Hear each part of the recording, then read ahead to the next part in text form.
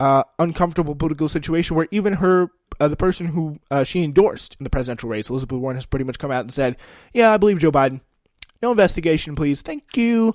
Bernie Sanders has not said anything about this. It'll be interesting to see what he has said and what he will say, how much further he will go when it comes to on this front. And I think he should definitely be more vocal about it. But I mean, I really just don't think, like, the guy's had a long career. I don't think he wants to be the subject of more media hate and attention, being like, why is he trying to sink Joe Biden? Which, you know, will happen. Like, it's going to be an incredible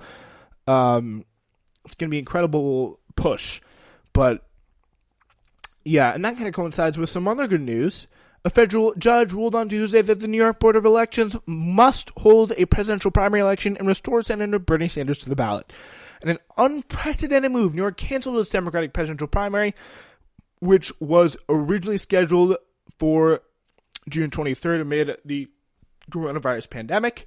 And New York's District Court Judge Annalisa Torres ordered that New York must hold the presidential primary, including all 10 candidates who qualified, in response to a lawsuit from former presidential candidate Andrew Yang. So this is what I have to say about this.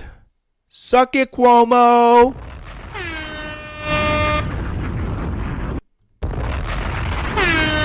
Yeah, so Andrew Cuomo, in a really kind of a desperate attempt to stop this New York primary from happening, pretty much unilaterally canceled it, and now he's really trying to grab on and really kind of consolidate the power that is vested in him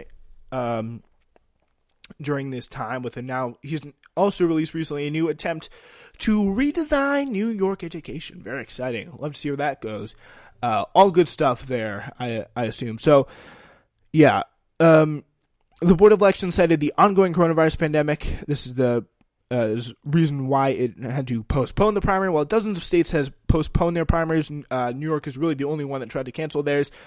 Sanders pretty much wanted to come in and drop and get delegates to have as much influence as possible, understandably so, during the convention. That's pretty much what he's trying to do. That effectively has ended the real contest for the presidential nomination. New York State Board of Elections co-chair Douglas Kellner said in justifying the board's decision to cancel the primary. And what Sanders supporters want is essentially a beauty contest that, given the situation, the public health emergency now seems unnecessary and indeed frivolous. Oh, we're just trying to decide the policy that could dictate what the next president does. Yeah, just very, very frivolous stuff, like what he will support when he's in office. Very, very frivolous. I agree with you there. While New York law requires voters to have a documented excuse to vote absentee, Cuomo essentially waived that requirement by issuing an excuse that adds the risk of getting, or executive order that adds the risk of getting COVID-19 as a valid excuse. Cuomo also recently announced that the state would send absentee ballot applications with prepaid postage to register voters to make it as easy as possible for New Yorkers to vote from home. So that's very, very good stuff. Good stuff to see. And I mean, I really think it's getting harder and harder for people to vote for Joe Biden because, like, I still kind of stand by my position. I would probably vote for Joe Biden if I was in a swing state, just because, like, Trump, like, as we talked about, like, some of the stuff he's doing, I think would be worse. But, I mean, I have to say, through what Joe Biden's doing, the gap is closing, both in his polling number and, like, what I think of him. The gap is really kind of closing every day. He's not making much of an effort to win over Bernie Sanders voters. He doesn't care about the left. He doesn't care about it at all. Like, 53% of people said they would at least consider voting third party Bernie Sanders voters.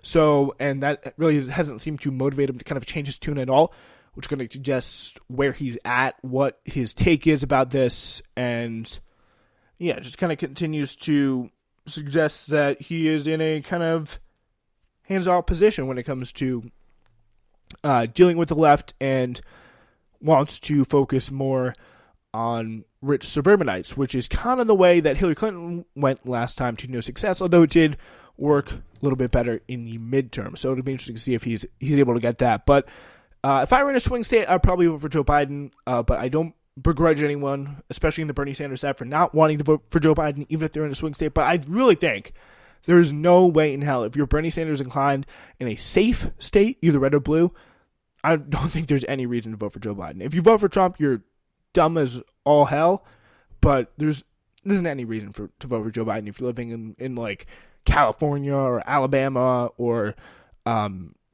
like Arkansas, like some deeply red and blue state. There's just no reason to do it. There is not any reason if you're a Bernie Sanders supporter. Like, why show your support for a guy when you don't have to, and he's actively thumbed your nose at you? There's no reason. There's no reason to do it. All right. So anyway, that's all I have to say for today. Thank you so much for joining us. We will be back on Thursday. See you then.